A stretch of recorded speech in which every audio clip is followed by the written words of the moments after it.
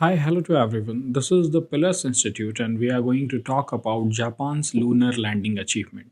अब देखिए जापान एक बहुत ही एलाइट क्लब में जाकर के शामिल हो गया है। वो एलाइट क्लब में बहुत सारे इंपॉर्टेंट कंट्रीज़ हैं जैसे कि यूएसए है, रशिया है, इंडिया है, चाइना है और अब उसी ग्रुप में आकर के शामिल हो गया है जापान। और ये ग्रुप की खासियत वही है कि ये जो चारों कंट्री है ना वो लूनर लैंडिंग कर चुके हैं, यानी कि मून के ऊपर लैंडिंग इन लोगों ने सबसे पहले की है।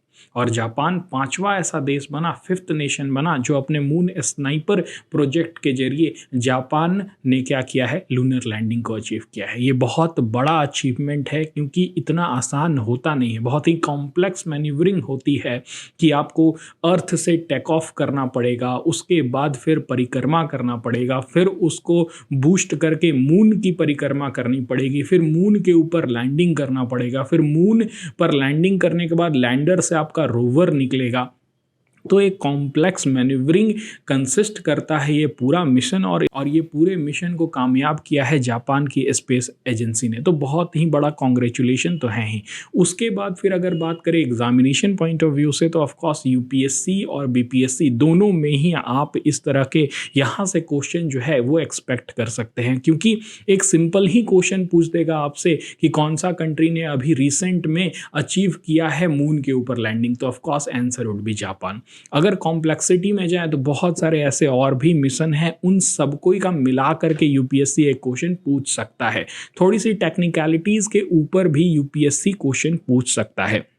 तो ऑफ कोर्स ये जो मिशन है वो इम्पॉर्टेंट है आपके एग्जामिनेशन पॉइंट ऑफ व्यू से भी। थोड़ी सी हम लोग टेक्निकलिटी के ऊपर भी बात करेंगे कि कुछ टेक्निकल फेलियर्स हो गए हैं।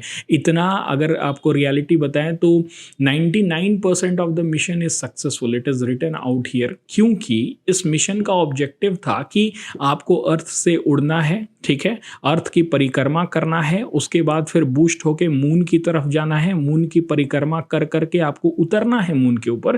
तो यही इसका ऑब्जेक्टिव था और इसे पूरा करने में वो सफल रहा। प्रॉब्लम कहाँ आई, थोड़ा सा बात कर लेते हैं इसके ऊपर कि रोवर जो है ना वो बाहर निकला भी, लेकिन पूरा जो सिस्टम है उसका सोलर पैनल ही काम ठीक से नहीं कर रहा है, इसलिए उसमें उतनी बैटरी नहीं है कि और जो फर्दर एक्सप्लोरेशन है वो कर पाएगा। हालांकि हमारा जो चंद्रयान 3 मिशन था ना वो बहुत ही अच्छी तरह से वो लैंड भी किया, रोवर निकला, रोवर आराम से चल भी रहा है, उसका टाइम पीरियड ख़त्म भी हो गया, फिर भी वो चलते रहा। तो ऑफ कोर्स हम लोग का जो चंद्रयान 3 मिशन है वो बहुत ही ज़्यादा सक्सेसफुल मिशन था, हम लोगों की एक्सपेक्टेशन से भी बहुत ही ज़्यादा सक्सेसफुल था। वेर जापान का ये पहला लैंडिंग था। भारत पहले भी चंद्रयान 2 मिशन के जरिए इस लैंडिंग को, इस तरह की लैंडिंग को एक बार कर चुका है, और वो असल में सॉफ्ट लैंडिंग नहीं था, उसको हम लोग कहते हैं इम्पैक्ट लैंडिंग। मतलब कि ऊपर से ही क्या हुआ, उसका जो बैलेंस था वो बिगड़ गया और वो डायरेक्ट वो जा करके मून के ऊपर गिरा, तो उसे कहते हैं इम्पैक्ट लैंडिंग। और अभी जो जापान ने किया है उसे आप प्रिसाइज सॉफ्ट लैंडिंग कहेंगे, बिकॉज यही इस मिशन का गोल था कि वो प्रिसाइजली वहां पर लैंड करना चाह रहा था। और वो लैंड किया कि नहीं किया अभी तो नहीं पता चलेगा, 1 महीना बाद पता चलेगा कि वो प्रिसाइजली वही लोकेशन पर लैंड किया है कि नहीं। और जब ये कंफर्मेशन आ जाएगा तो हम लोग कह सकते हैं कि 99% जो ये पूरा मिशन था वो सक्सेसफुल रहा। ऑफ कोर्स टेक्निकल ग्लिच आई है, इससे कोई मना नहीं कर सकता है, पहला मिशन था और टेक्निकल ग्लिच आना भी था, क्योंकि इतना कॉम्प्लेक्सिटी होता है इस पूरे मिशन में। क्या है कि lunar lander faces a potential power issue, मैंने आपको बताया ना उसका जो सोलर पैनल है ना वो काम नहीं कर रहा है, इसलिए फर्दर जो एक्सप्लोरेशन है वो इसके जरिए नहीं हो पाएगा। नेक्स्ट क्या है, wait a minute, okay, so this is the page जिसके बारे में हम बात करना चाह रहे थे। प्रिसीजन लैंडिंग सक्सेस जो हुआ वही मेन इसका नोटेबल सक्सेस था कि ये प्रिसाइज वे में वही लोकेशन पर लैंड करना चाहता था, और इसी के जरिए ये 5th नेशन बन गया जो कि प्रिसाइज लैंडिंग कर पाया है मून के ऊपर। ना एडवांसमेंट इन स्पेस एक्सप्लोरेशन के ऊपर बात करते हैं, क्योंकि देखिए स्पेस एक्सप्लोरेशन में बहुत ही ज़्यादा एडवांसमेंट हो रहा है। जो प्रिसाइज लैंडिंग था वो भारत का नहीं था। भारत का लैंडिंग जो था वो, हालांकि वो भारत चाह भी नहीं रहा था कि प्रिसाइज लैंडिंग करे, भारत का सेम मकसद यही था कि वो कहीं पर भी लैंडिंग कर ले। और ये जो जापान बोल रहा है उसका ये कहना है कि हमने जहाँ बोला था ना, हमने वहीं पर लैंडिंग किया, और इसके लिए हम लोगों ने जो टेक्नोलॉजी यूज़ की वो थी फेस रिकॉग्निशन सिस्टम। जैसे फेस रिकॉग्नाइज होता है ना कि ये फेस अगर मिल जाएगा तो आपका मोबाइल जो है वो अनलॉक हो जाएगा, उसी तरह से इसमें भी फेस रिकॉग्निशन सिस्टम था। सो जापान ने फेस रिकॉग्निशन सिस्टम का यूज़ करके ये प्रिसाइज लैंडिंग जो है उसको अचीव किया है। तो स्पेस एक्सप्लोरेशन में बहुत ही ज़्यादा एडवांसमेंट हो रहा है, और इसका मेन कारण क्या है? Investment. You can see out here United state ने 64% जो ग्लोबल आपका इन्वेस्टमेंट है उसका 64% यूनाइटेड स्टेट करता है।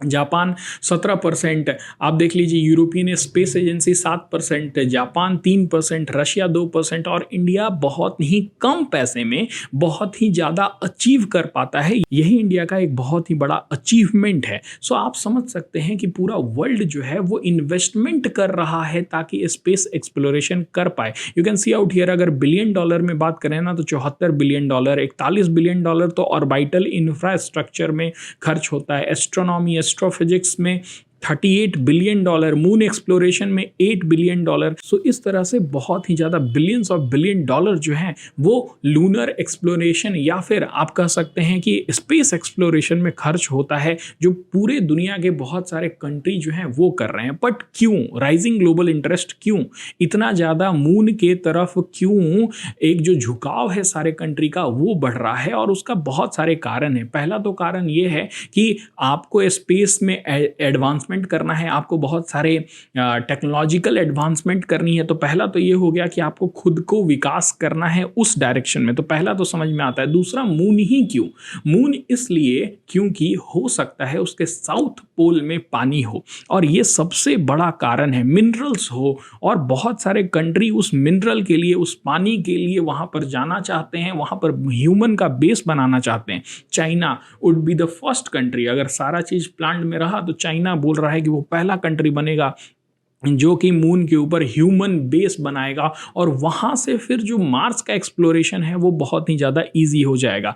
तो landing of the moon, you can see out here, USA ने 11 बार सक्सेसफुल लैंडिंग की है, यूएसएसआर ने 7 बार, चाइना ने 3 बार, भारत ने 1 बार सक्सेसफुल, 1 बार इम्पैक्टर, मैंने बताया ना वो गिर गया था मून के सतह के ऊपर, और Japan become the 5th nation to do this. और इसका मेन कारण जो है वो मैं वही बता रहा हूँ, मिनरल्स। वहाँ पर जो मिनरल्स हैं, वहाँ पर जो हम लोग बेस बनाना चाहते हैं ताकि फर्दर जो हम लोग एक्सप्लोर कर सके पूरे स्पेस को, उसके लिए मून एक्सप्लोरेशन जो है वो बहुत ही ज्यादा इंपॉर्टेंट है। Now let's talk about cost reduction and collaboration. देखिए, ये सारे जो भी प्रोजेक्ट होते हैं ना उसमें बहुत ही पैसा लगता है, लेकिन आने वाले फ्यूचर में हम लोग देखेंगे, क्योंकि जापान भी एडवांस्ड हो रहा है, इंडिया पहले ही उस क्लब में पहुंच चुका है। तो यूएसए के जो भी मिशन है, जैसे आर्टेमिस मिशन भी है, तो उसमें भारत एक भागीदारी बन रहा है, और जब इंटरनेशनल कोलैबोरेशन होगा तो पैसे जो हैं वो जरूर रिड्यूस होंगे। भारत से ये सारे कंट्री सीखेंगे कि किस तरह से पैसे को कम करके